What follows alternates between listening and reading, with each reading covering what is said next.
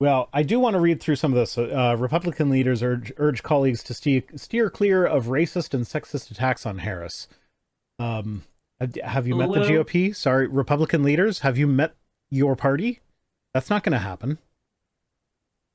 Trump's VP pick, the guy that loves couches sexually, was entirely predicated on Biden running. Um, so just to, well, the fucking a glove and a couch thing is hilarious. It is fake.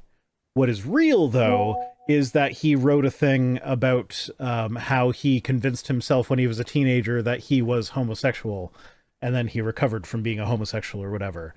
So oh, and Hillbilly Elegy. I don't know what, but like that one was real. But I've got some news for you. If you successfully convinced yourself into being gay and then convinced yourself out of being gay, no, you didn't. You're actually bisexual. Yeah. So yeah, he's a closeted bisexual who will campaign against LGBTQ rights. God, but there's so many couch memes we could make. I It's know, so but many. it's just not true You could though. have the Pornhub couch where there's the blonde girl and the five black guys around her, and then you just have JD Vance, and he's like, and all he's thinking about is the area she's sitting. Like, Oh, there's so much potential there. He's not attracted to couches, but you know, the $20 behind the cushions is $20 behind the cushions. I hate okay. that the comedic potential is so great with the People JD people in Vance the couch chat game. are saying it's an excerpt. There's a thing, or there's a screenshot of the excerpt or whatever. Um, so this is from Associated Press. Well, here I can just open it up in the thing that I already have screen captured. Yep. Ah, go I away. also, speaking of screen Oh, captures, I also just sent you a picture of the makeup to Trump. yeah, I'm not checking that on purpose. Uh, um, okay, it's cropped.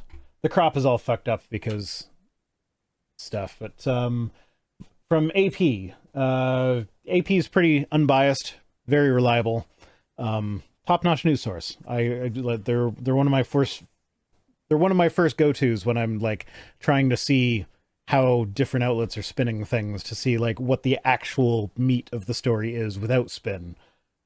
So claim Republican vice presidential nominee J.D. Vance wrote in his 2016 memoir about having sex with a couch. AP's assessment is false. Vance does not write about performing such an act in his best-selling book. A searchable PDF of the memoir includes 10 mentions of the word couch or couches, none of which are related to accounts of salacious escapades. See what I mean? Like they just like they're so dry about how they're saying that, but it Are they still as is just so dry as funny. JD Vance when he's not on a couch? Are they as dry as Ben Shapiro's wife? Um, so some social media users have claimed the story appears on pages 179 to 181, where Vance actually writes about his first days as a freshman at the Ohio State University. Um,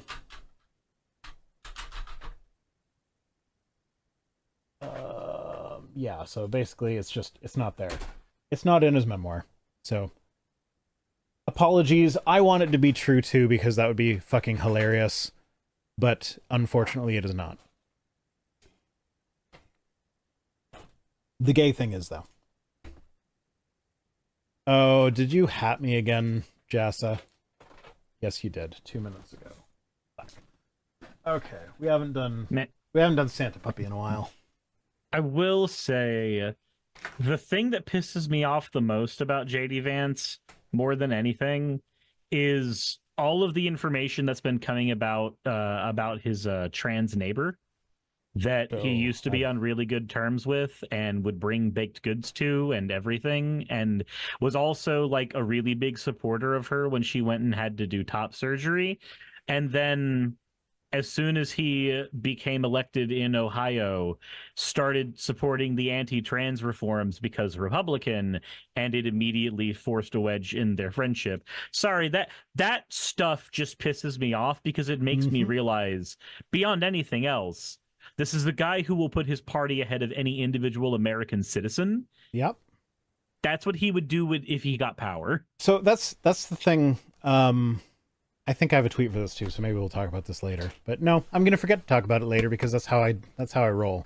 So the thing about politics is that the moment you start having loyalties to a person or a party over top of your principles or policy, like I'm not coming up with these things in an alliterative way on purpose, but it does delight me that that's how it came out. But like when you put individual people or you put the party over top of policies and principles, then that's dictator country. That's how you get a dictatorship and the cult of personality. That's how you get a Trump, where there's like, it doesn't matter what Trump says, Trump is right. Doesn't matter that he's demonstrably lying. Doesn't matter that he's saying something that contradicts something that he's been on video saying before. Doesn't matter that the weather forecast was wrong. He's going to take a Sharpie and change it to make it right. And we're loyal to Trump. So yeah, that must have been the right thing to do. Speaking of weather, after page 600, there's an entire area about weather reforms in Project 2025 about how they want to turn that more into a pay service, apparently, but I need to go into more details on that one. Speaking of Project 2025 and the Trump loyalist thing, a fuck ton of that is about getting experts out of their fields and instead putting loyalists to whichever president gets the nomination. But we know that it was built for Trump specifically. The language just can't be that overt because it would be illegal for them to do so as a PAC. But it's super interesting to me that we get JD Vance proving that he's the Trump yes man on the back of Project 2025 for 2 years, effectively saying Trump yes men are exactly who we need to staff everywhere in the White House, while also making sure that there's more Trump loyalists per person in the Department of Science, and then making sure the Department of Science is able to provide oversight to all of the other sub-departments loyalists or not. It's fucking dystopian. God, I hate reading that document. Thanks for the hydrate, Jessa. Anyway, the main reason I want to get into this, and all of my highlights are gone, so I need to refresh because they sometimes come back.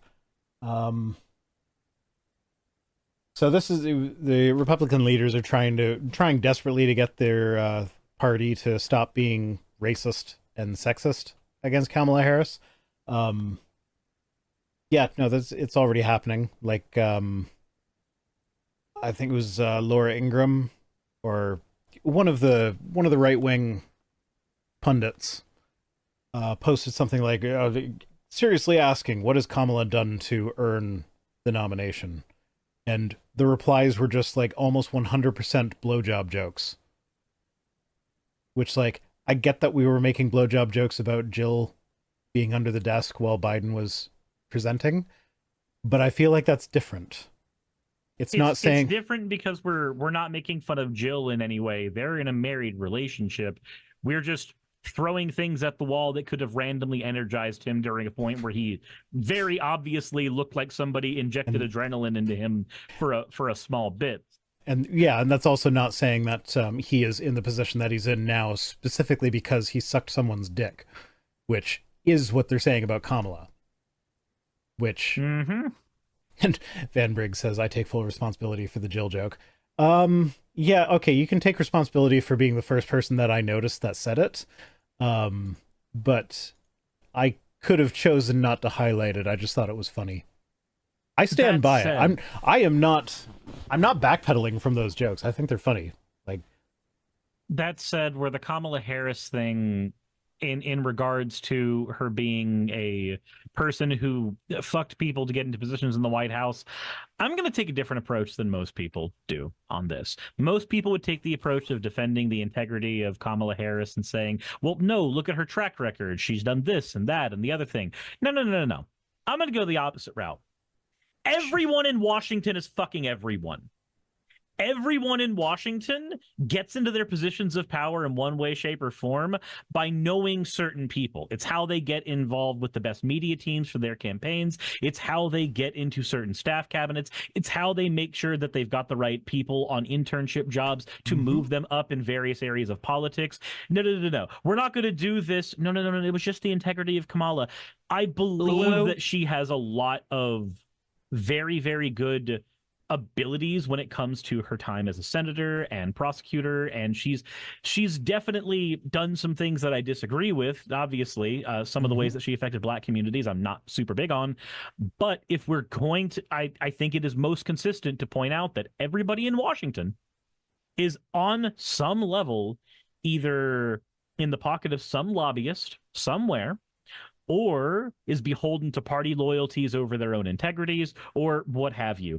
Every one of them is corrupt. Now that we know that that's the baseline, we start trying to sort like wheat from the chaff after that fact. Yeah. It's all poison. Yep. Which ones are less poison? There we go. Yeah. Fuck it. Apparently, Laura Ingraham, who is 61 years old, was making fun of Harris's age on her show. Harris is 59. Then maybe Laura should step down and go do something else and go be a stay-at-home mom and to spend time with the kids. So Mike Johnson, we're on the battle sexism with sexism arc now. Mike Johnson, Speaker of the House, says this election will be about policies and not personalities. The fuck it will, Mike Johnson, guy who is in the Trump cult. Like, seriously, Trump, like everything that Trump stands for goes against evangelical Christianity, aside from the fact that he's willing to give them what they want politically. Like the fact that his morals are the exact opposite of everything that they preach is just like, but the evangelicals are still backing him. It like they lap it up because of the shift that happened with Reagan. After the end of the Reagan presidency, the association between Republicans and evangelical South, in many times racist Christianity, was so thoroughly ingrained, and it's never left the party. The Heritage Foundation's also very open about that, about how that was the plan from the start. Like, yeah, the original mandate for leadership was 3,000 pages for a reason. It covered a lot of garbage. Yeah. And they're also, Republicans are calling for them to not be sexist or racist against her. But meanwhile, Trump in particular, you know, the guy that they are backing, has a history of racist and misogynistic attacks that could turn off key groups of swing voters, including suburban women, as well as voters of color and younger people Trump's campaign has been courting. So, like, apparently Trump's been polling like decently okay with Hispanic audiences, which is really strange, at least compared to Kamala Harris. So man, a lot of the early polling stuff is weird right now. Yeah, we're still far enough out that I'm not trusting any polls, because like the polls, the last two election cycles, the polls have just been completely off. It's like I'm not going to make any guesses about what's going to happen based on polling at this time. But yeah, anyways, the main reason I wanted to read through this article is because the way that they describe Kamala basically makes me want to urge you to vote for her all the more. Makes her sound more awesome than she probably is in reality. Like if she's truly the Jezebelite socialist that they want to claim she is, then I just went to the polls that much faster. Yeah. Like, that's where I'm at. Yeah, so Wyoming Harriet Hageman says, intellectually just really kind of bottom of the barrel. I think she was a DEI hire, and I think that's what we're seeing, and I just don't think that they have anybody else. What? I mean, there were literally thousands of potential candidates that could have been selected for VP 4 years ago, and Biden chose one of his opponents. That is who he picked. He picked somebody who ran against him. Now, to be fair, in his speech where he announced that, he did, or well, maybe it wasn't the announcement of that, but there was a speech where he explicitly stated that, like, my administration is going to be the most diverse, equitable, and inclusive administration in history, and he did directly tie Kamala to that, but like, just because that was a consideration doesn't mean that was the only reason she got the job. Like, what people think that DEI means is that you have a choice between a black person and the best person for the job. It's not what the fuck it means. It means oftentimes you've got two people who are equally qualified, and this is just one more drop in the bucket. You grab the black person between the two equally qualified people. And even then, it's not a binary thing where you're just like, if they've both gone to Harvard, vote black. You grab whichever one is going to work best, but Well, you lean further on one you can if your also, cabinet is not currently staffed that way. specifically with the government too, you can also to quote Biden quoting Ben Franklin earlier, it's a republic if we can keep it. Mm-hmm. So it's supposed to be a representative government where the government represents the people.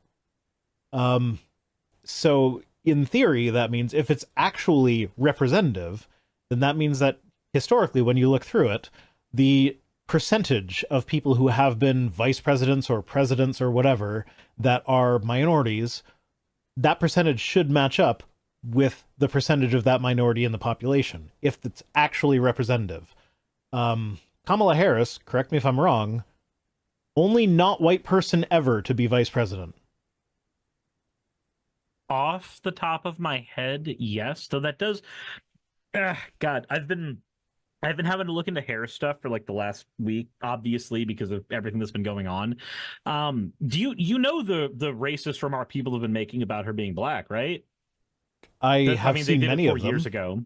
I've seen many of them. So What are you getting at specifically? so the news articles when she was becoming attorneys general in California was there were a lot of it was centered around her having Indian heritage and that being a new thing for that position. And then when she started working with the Biden campaign, a lot of the news articles were focused around her being black. So there's a whole like little like wizard cat at the bottom going swiggity swoosh, now you're black.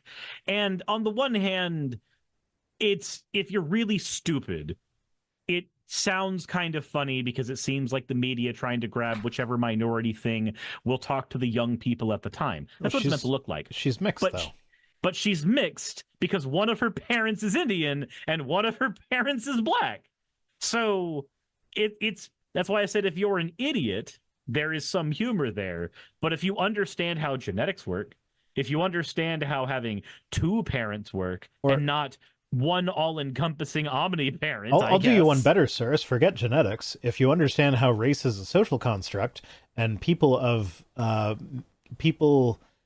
mixed race often experience discrimination both like in both racial communities that they are blended from.